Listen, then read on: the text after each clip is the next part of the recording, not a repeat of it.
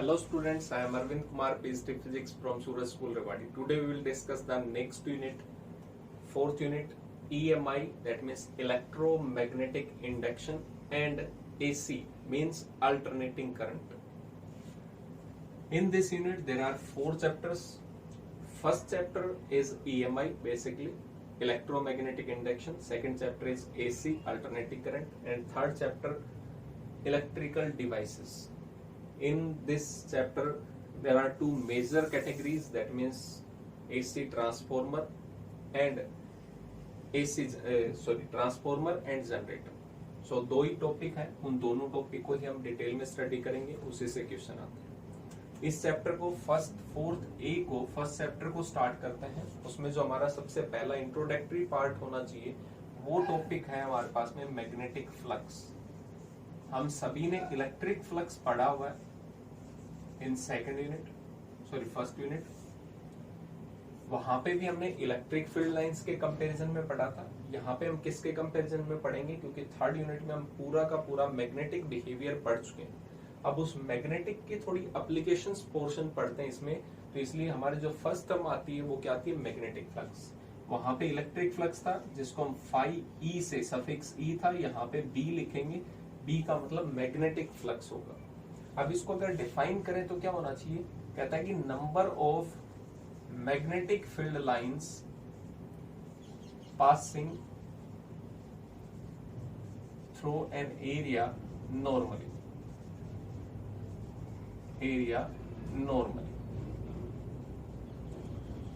या perpendicularly. Normally की जगह हम क्या लिख सकते हैं, दूसरा परपेंडिकुलरली भी लिख सकते हैं. तो इस टर्म को हम रिलेट करना चाहते हैं.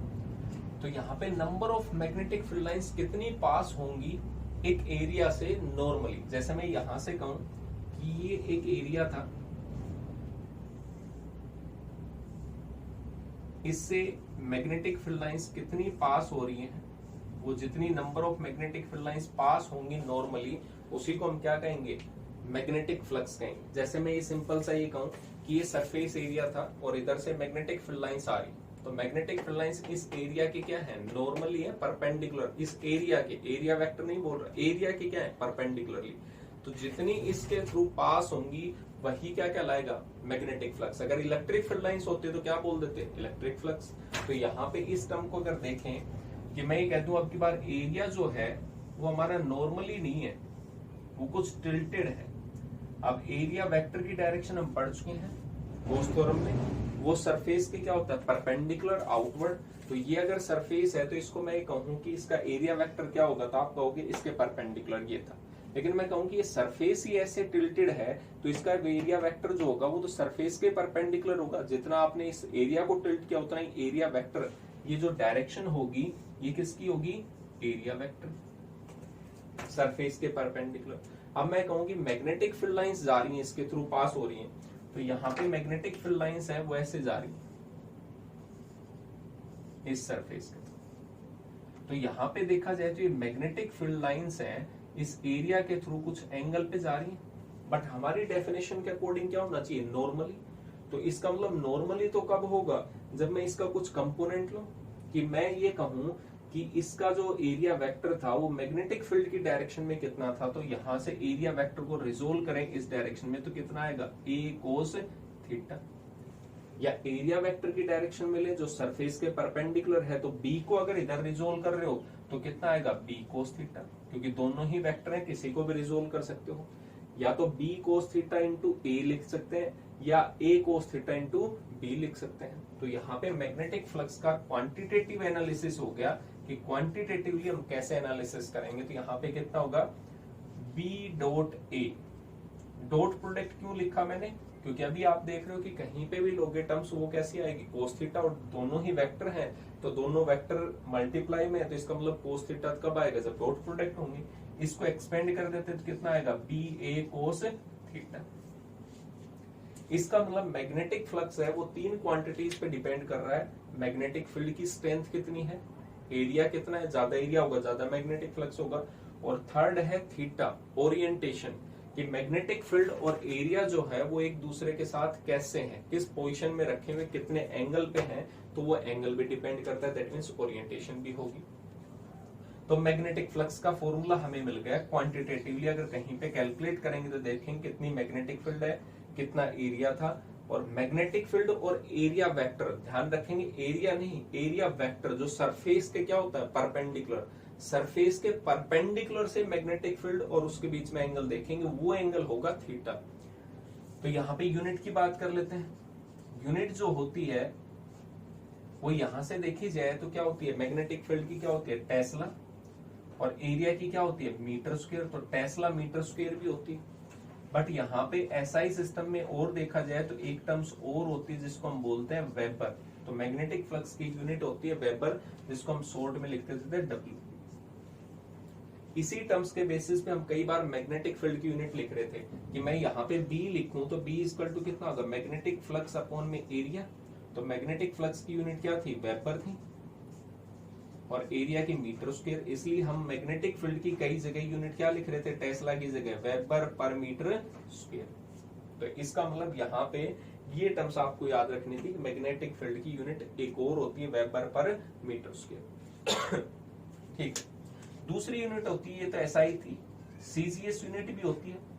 टेस्ला की क्या थी वहां पे गोस, और मीटर स्क्वायर की क्या होगी सेंटीमीटर स्क्वायर, तो गोस सेंटीमीटर स्क्वायर भी होती है। बट यहाँ पे हम जो लिख रहे हैं वो है मैक्सवेल, जो पूछी जाती है 1 मार्क्स में कि CGS unit of magnetic flux is Maxwell. तो दोनों में रिलेशन भी होता है। वहां पे अगर हम टेस्ला की जगह गोस लिखते हैं और मीटर स्क्वायर की जगह क्या लिखते हैं सेंटीमीटर, क्योंकि आपने तो ये बोला है 1 टेस्ला मीटर स्क्वायर। इसको हम सीजीएस में कन्वर्ट कर रहे हैं, तो टेस्ला जो था वो 10 रेज़ टू पावर कितना था 4 गोस, और मीटर स्क्वायर को सेंटीमीटर के साथ करेंगे तो 10 रेज़ पावर ये पर मीटर स्क्वायर था, सॉरी मीटर स्क्वायर, सेंटीमीटर को centimetre 10 raise power 4 centimetre square. तो ये गोस हो गया, गोस और सेंटीमीटर स्क्वायर कितना होता है सेम मैक्सवेल आएगा। और इसका मतलब 10 raise power 4 into 10 raise power 4 कितना हो गया 10 रेज़ पावर 8 हो गया। तो 1 weber is equal to 10 raise to power 8 maxwell. तो ये रिलेशन भी आपको याद रखना है, 1 मार्क्स में पूछा जा सकता है 1 weber is equal to 10 raise power 8 maxwell. तो ये तो यूनिट की बात हुई। आगे बात करते हैं, दो वेक्टर का डॉट प्रोडक्ट है तो रिजल्टेंट जो आएगा मैग्नेटिक फ्लक्स का वो कैसा होगा स्केलर क्वांटिटी। तो इसका मतलब मैग्नेटिक फ्लक्स जो होता है वो स्केलर क्वांटिटी होता है, same as of electric flux.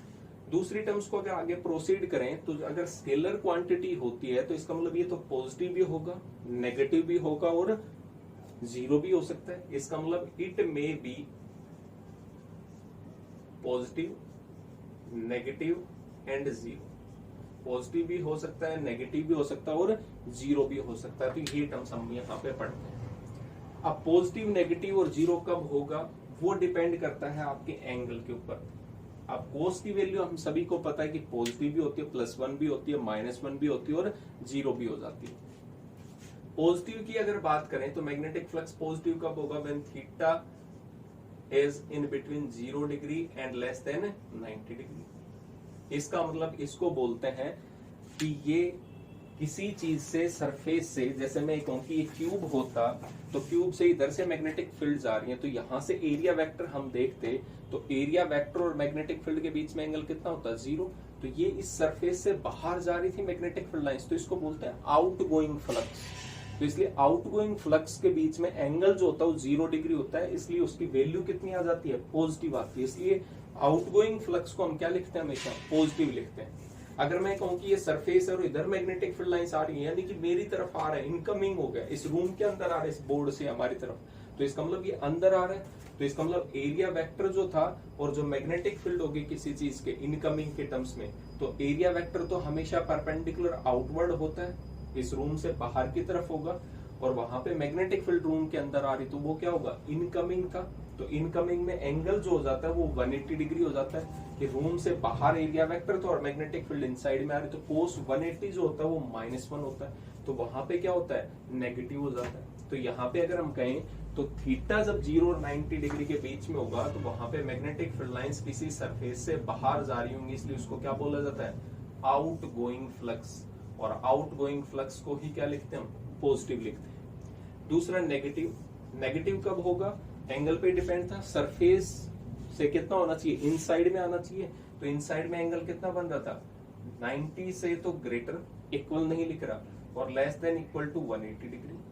तो यहाँ पे जो एंगल होगा कौन से क्वाड्रेंट में, सेकंड में, और सेकंड क्वाड्रेंट में जो होगा वो कितना आएगा, कोस नेगेटिव होता है। तो यहाँ पे इस चीज को हम बोलते हैं इनकमिंग फ्लक्स।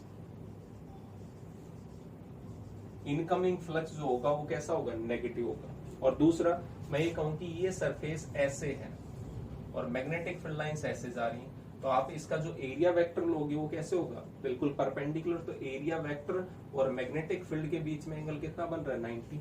जैसे मैं ये कहूं कि ये सरफेस थी ऐसे और मैग्नेटिक फील्ड लाइंस ऐसे आ रही है, तो एरिया वेक्टर कैसे होगा, परपेंडिकुलर, या तो ऊपर होगा या नीचे।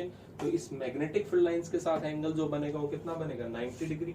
और कोस 90 जो होता है वो कितना होता है, 0 होता है। तो यहाँ पे 0, यानी theta is equal to 0, theta 90 degree.